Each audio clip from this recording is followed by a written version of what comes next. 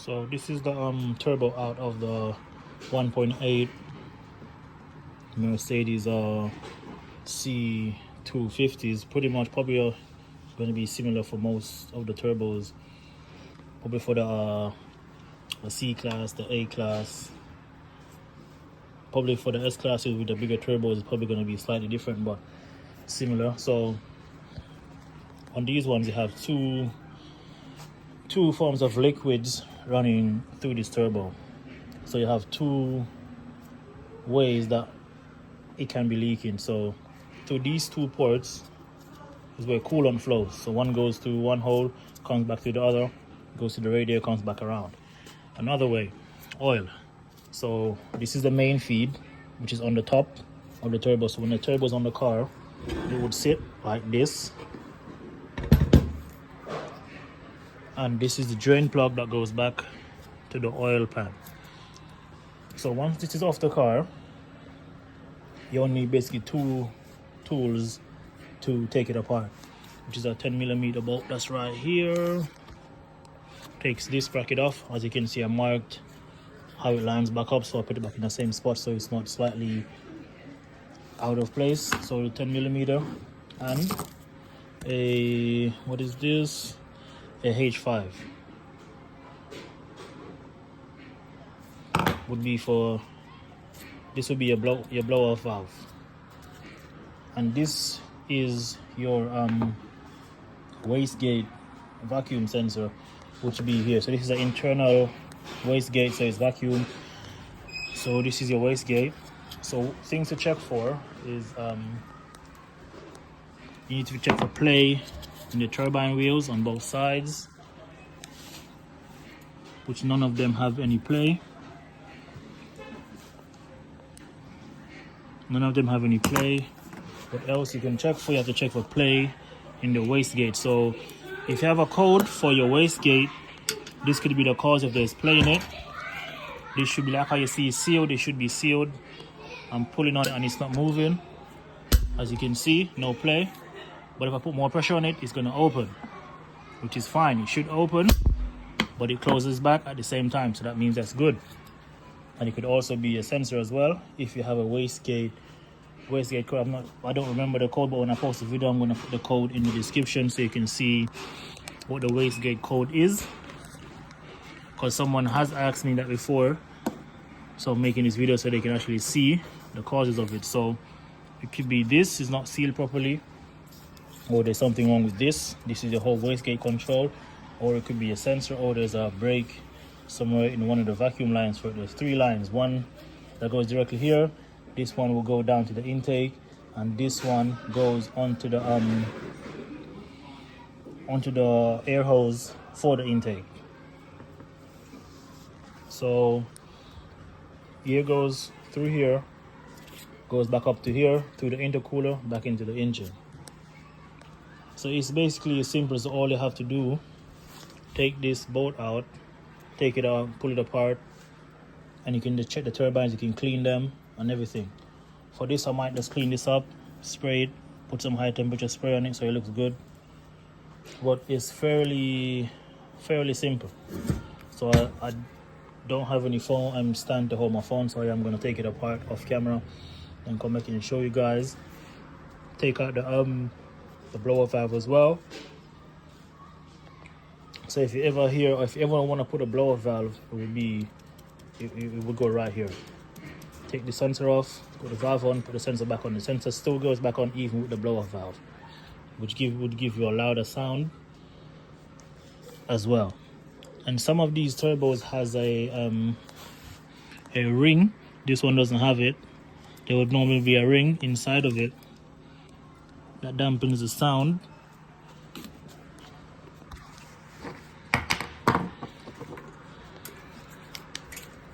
Let me see if there's a ring inside of the wastegate.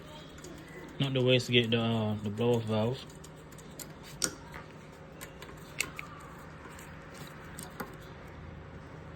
And I did actually break these free off camera, that's why I'm just able to do it with just my hand.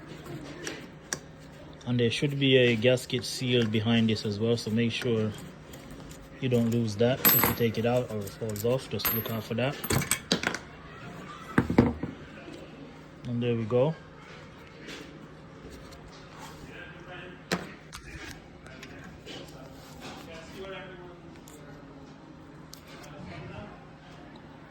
This would be your blow off. I think this is a ring, I'm not sure. I'm gonna check. Probably is, probably isn't. No, it just seems like the housing. But I'm probably gonna look about changing this because the rubber off of this is slightly eaten away. But I am thinking about putting a different blow-off valve on it, so I just might do that at the same time I'm changing this, and that's the rubber gasket I was talking about. So that would basically be a quick breakdown of it, or how it operates, or what to look out for if it's leaking. So it's basically leaks coolant from here, oil from down here. This would be facing down, so this would be the harder one to see. This is where normally leaks oil if it's leaking, because there is a paper gasket that goes here. That's what normally leaks. And it normally leaks on this side, which is facing the engine, which is harder to see, especially if the hose is on here. You won't be able to see if it's really leaking from over here. And it barely leaks from above, and mostly leaks from underneath right here. So I'm gonna take the clamp off to see what's going inside and clean up inside. Then I'm gonna come back on camera and show you guys how it looks inside. So this is it taken apart, and there is a reference point to put it back together. So it will be this pin right here. It should line up with that small hole. You can see inside is slightly dirty, so we're gonna clean up all this area right here. So basically we're gonna clean everything that we can clean.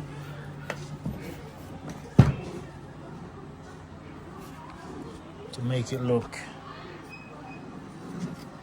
better than it did. You can actually take these bolts out, to take this out to clean this as well. So basically I'm just gonna clean it up and put it back together and show you guys how it looks when I'm finished. So there we go, there we have it, all cleaned up. Everything came out a bit more shinier. This is basically hand tight, since I'm gonna, like I said, I'm gonna put a blow valve right here.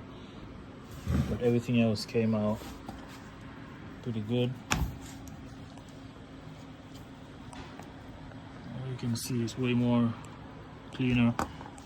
It is a good idea to take this out and clean it out inside, because there's a lot of oil buildup in here. As you can see inside, it's like a mesh kind of material. So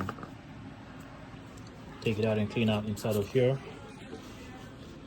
And normally when I take these apart and put them back together, I always have the bolt facing up. So if I'm on the car, you see his face is up instead of facing underneath. So if I want to take it apart, I can easily take this off and just take this part off separate by itself. So I'm going to take the bolt out, take this part, the intake side off by itself. And I did spray some oil down in the oil hole, since I sprayed brake cleaner and stuff in there. I spun the turbine so it keeps it lubed, since you don't want it to run dry. And like I said before, this would be your coolant holes right here. And the sealing surfaces for these is an O-ring, so make sure if you take it off, you change the O-ring. That's what always makes it leak. So always change the O-rings for these. And that's basically it. And I did lift you do have to take this off, the C-clip, where you can just use a flat screwdriver and pry it off, and it pushes back on easy. So you can open the wastegate easily to clean out anything that builds up on the housing, not the housing, on the little wheel you see right here. But that's basically it.